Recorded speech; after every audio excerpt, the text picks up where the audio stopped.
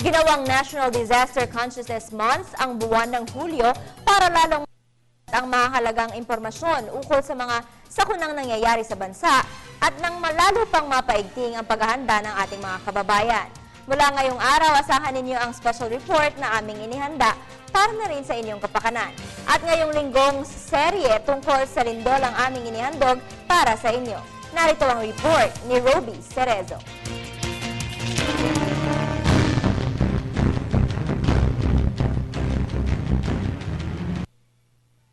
Ang lindol ay ang biglaang paggalaw ng lupa, sanhi ng stress na naipon sa loob ng mahabang panahon. Ito ay nangyayari dulot ng isang volcanic activity.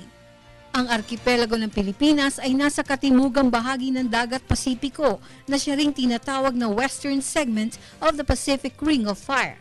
Ang natatanging bahagi ng mundo na napapalibutan ng mga buhay na bulkan at fault lines na pinagmumulan ng lindol.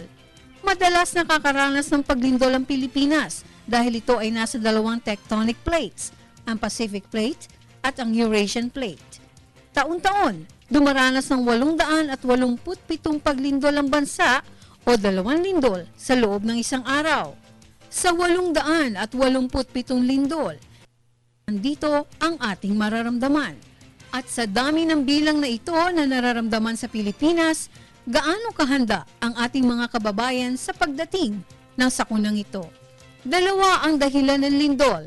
Ang pagsabog ng bulkan kung saan ang matinding pagsabog ay lumilikha ng pagyanig ng lupa at ang tectonic activity kung saan gumagalaw ang lupa dahil sa plate at marginal faults. Ang tectonic earthquakes ay nagaganap kapag ang plates ng lupa ay gumalaw. Ang lupa ay binubuo ng iba-ibang layer ng plates na maaaring gumalaw papunta o palayo sa isa't isa. Ang lindol ay isang paggalaw ng mga bato at lupa at ito nagmumula sa ilalim. Ang lindol ay nagagawa kung sakaling nagkaroon ng pagpitak. Lahat ng lindol ay masasabi nating related sa pagpitak ng lupa. Yun yung tinatawag nating tectonic earthquake. Kapag naman ang lindol na related sa pag-akyat ng tunaw na bato o magma sa isang volcano, tawag natin volcanic earthquake. Kung di kaya ay sumabog yung vulkan. Kapag pumutok ang isang bulkan, kadalasan ng lindol ay nararamdaman sa malapit na lugar mula 10 hanggang 20 kumpara sa lindol na nagagawa ng tectonic activity na maaaring maramdaman sa buong mundo. Ito ay isang pahapyaw lamang kung saan at paano nagsisimula ang lindol. Kaya nga't bukas, abangan naman natin ang ilang mga pangyayaring naganap noon nang tayo magkaroon ng lindol sa ating bansa.